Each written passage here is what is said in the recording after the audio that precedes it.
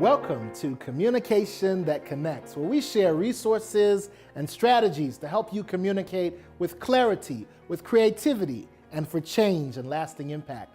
Today, I want to talk about a leadership principle that I've simply entitled Communicate. Communicate.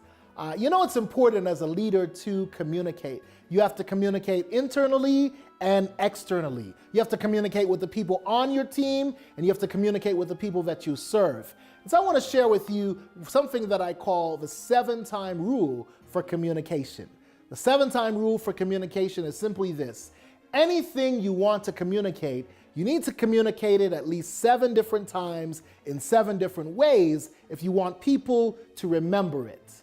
All right? So check this out. Suppose you have an event coming up, a big concert or a big fundraiser or a big meeting, and you want people to come. You want to invite people to come and be there. It's not enough to just send a letter out from your office saying, hey, this event is coming, please come. You need to communicate 7 different times in 7 different ways. So create a Facebook page for the event. Create a Evite through ConstantContact.com or MailChimp.com. Create a Twitter account and begin to tweet about the event.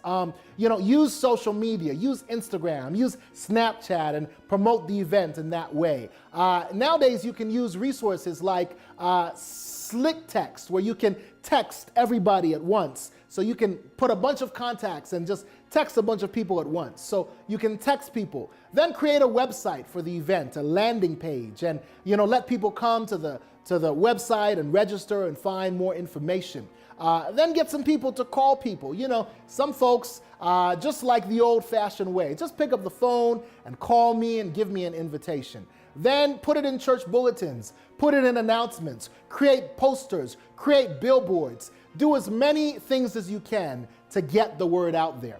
So that's my tip for today, is communicate.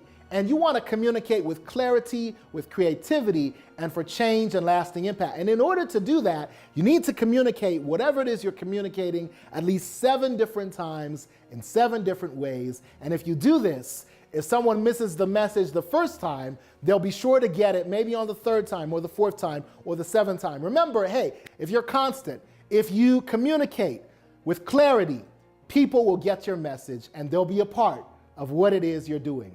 Thanks so much for joining us today. Join us next time for another edition of Communication That Connects.